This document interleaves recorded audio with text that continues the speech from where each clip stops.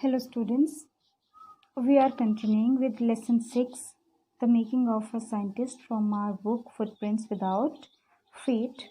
And in our last class we have seen that Richard Ebereit, he started tagging butterflies after reading the book Travels of Monarch X. He started tagging butterflies for research by Dr. Frederick A. Urquhart of the University of Toronto, Canada. But Richard Ebereit lost interest in tagging butterflies as he said that it was a very long and slow process, and moreover, he did not get any feedback. So, see now, let us continue. Then in the 7th grade, he got a hint of what real science is when he entered a country science fair and lost. So when he was studying in his 7th grade, he got a hint what is real science when he entered a country science fair in which he did not get any prize. It was really a sad feeling to sit there and not get anything while everybody else had won something, Ebereit said. And Ebereit also said that he felt very sad while sitting there getting nothing and others were getting prizes or they were winning. His entry was slides of frog tissues which he showed under a microscope, and his entry was slides of frog tissues which he showed under a microscope. He realized the winners had tried to do real experiments, not simply make a neat display. And there he realized that the winners, they had tried real experiments. They did not make simply demonstration display. Already the competitive spirit that drives Richard Ebereit was appearing. Now, as he was already having a competitive spirit, now it was appearing. I knew that for the next year's fair I would have to do a real experiment, he said. He said that I know for the next year's fair I have to do a real experiment. The subject I knew most about was the insect work I had been doing in the past several years. And he also decided that the subject which he is going to take, it would be insect work, because he had been working on that from last many years. So he wrote to Dr. Urquhart for ideas, and back came a stack of suggestions for experiments. And he wrote a letter to Dr.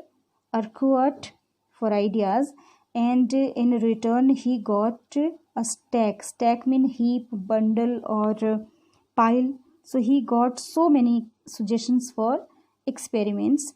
Those kept Ebereit busy all through the high school and led to prize projects in country and international science fairs. And these suggestions for experiments kept Ebereit busy throughout his high school, and he just got prizes for his projects in country as well as international science fairs. For his 8th grade project, Ebereit tried to find the cause of a viral disease that kills nearly all monarch caterpillars every few years. So for his 8th grade project, he decided to try to find causes of a viral disease that was that kills this disease. It was killing monarch caterpillars every few years. Monarch, it's known to you, it's a kind of butterfly. Ebereit thought the disease might be carried by a beetle, because Ebereit was thinking that this disease might be carried by a beetle. It's an insect. He tried raising caterpillars in the presence of beetle. Then he tried to raise caterpillars in the presence of beetles. I did not get any real result, he said, but I went ahead and showed that I had tried the experiment. This time I won. So he did not even, he just raised those caterpillars and in the presence of beetles to find the causes of that viral disease, but he did not get any result, yet he went ahead and showed his experiment. For that he won, and this time he won. The next year, his science fair project was testing the theory that viceroy butterflies copy monarchs. And for his next year's science fair, his project was to test the theory that viceroy butterflies copy monarchs. You can see this picture. This is monarch butterfly and this is viceroy.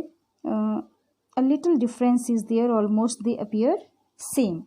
So his experiment, his theory was based on that viceroy butterflies, they copy monarchs, they look like monarchs. The theory was that viceroys look like monarchs because monarchs don't taste good to birds. So the theory, what was the theory? That viceroy look like monarchs, these butterflies, they look like these monarchs because monarchs don't taste good to birds, and birds don't like to eat monarchs, they are not having good taste. So viceroys on the other hand do taste good to birds, but these butterflies, viceroys, they are having good taste for birds, or birds like to eat them. So the more they look like monarchs, the less likely they are to become a bird's dinner, because they are having good taste, they are having bad taste. Birds don't like to eat them, but they both look alike, they look same. So birds don't eat viceroys, they consider them to be monarch. Aberwright's project was to see whether in fact birds would eat monarchs, and his project was to see whether the birds would eat monarchs, those who don't taste good, whether birds would eat them. He found that a starling would not eat ordinary food. Starling, it's a word. He found in his experiment that this word starling, he did not eat ordinary food. It would eat all the monarchs it could get, but it only eats monarchs. Aberwright said later research by other people showed that viceroy probably do copy the monarch. This project was placed first in the zoology division and third overall in the country science fair.